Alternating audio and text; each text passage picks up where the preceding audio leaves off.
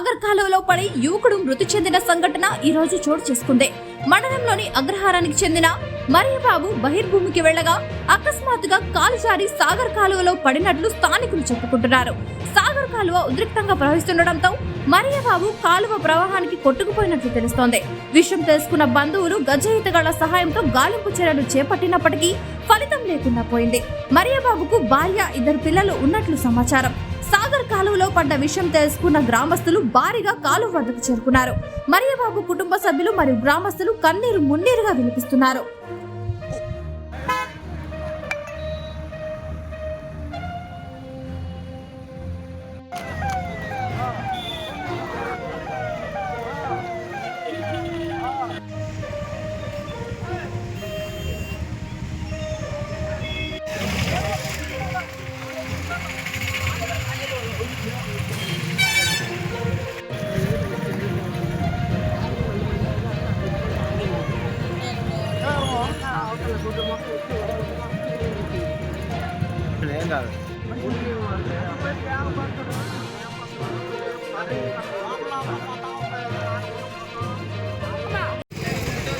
కాన్వాల్ video ఒకటే